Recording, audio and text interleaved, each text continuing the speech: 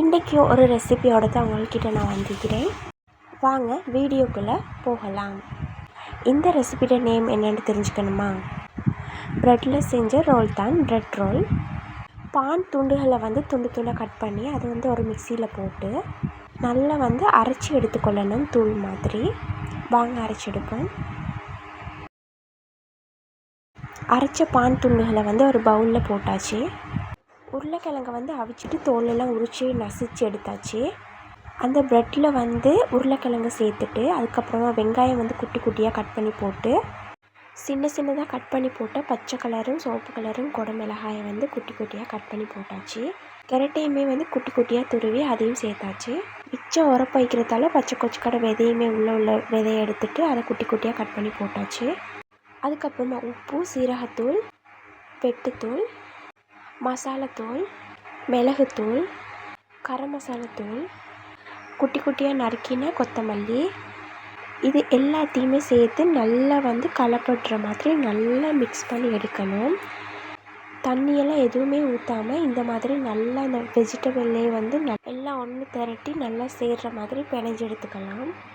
அதுக்கப்புறமா கையில் கொஞ்சமாக ஆயிலை பூசிட்டு, ஏன் ஆயில் பூசுகிறோம்னு சொன்னால் நம்மளோட கையில் ஒட்டிட்டு ஒழுங்காக பிடிச்சிறதுக்கு வராது. எப்போவுமே ரோல் சுடும்போது நீட்டமாக சுடுவோம், அதே மாதிரி நீட்டமாகவே இதையும் உருட்டி எடுத்துக்கலாம். ஒரு கிராக்குமே இல்லாமல் அழகாக நீட்டாக உருட்டி எடுத்தாச்சு. அதே மாதிரி எல்லாத்தையுமே இந்த மாதிரி அழகாக உருட்டி எடுத்து வச்சாச்சு. ஒரு 3 கரண்டி மாதிரி சோள மாவு ஒரு பிளேட்டில் கொட்டிட்டு தண்ணி ஒரு அரை கப் மாதிரி ஊற்றினீங்கன்னா சரி. நல்ல சோள மாவையும் தண்ணியும் நல்லா கலந்து விடணும். பால் மாதிரியே வந்திக்குது. இதை எடுத்து உரமாக வச்சுட்டு ஒரு பிளேட்டில் ப்ரெட் தூள், எப்பவும் பொரிக்கும் போது ப்ரெட் தூளில் பொரிப்போம் இல்லையா, கட்லெட் ரோல்ஸ் எல்லாம், அதே ப்ரெட் தூள் தான். இப்போ நாங்கள் உருட்டி வச்சதை என்ன செய்யணும், இந்த சோள மாவும் தண்ணியும் போட்டு மிக்ஸ் பண்ணி வச்சதில் ஒன்று ஒன்றா போட்டு அதில் டிப் பண்ணிவிட்டு இந்த ப்ரெட் தூளில் போட்டு நல்லா எல்லா பக்கமும் படுற மாதிரி நல்லா பிரட்டி எடுத்துக்கொள்ளணும்.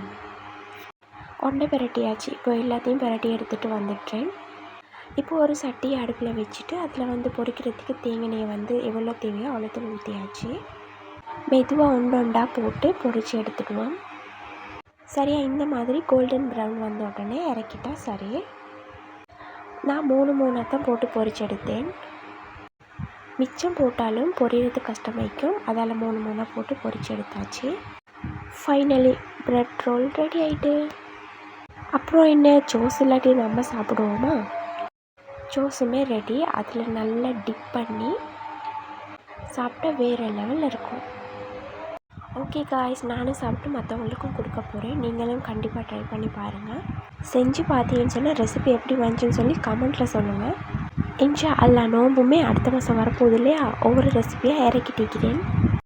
இந்த வீடியோ பிடிச்சா லைக் பண்ணுங்கள், சப்ஸ்கிரைப் பண்ணுங்கள். Bye guys.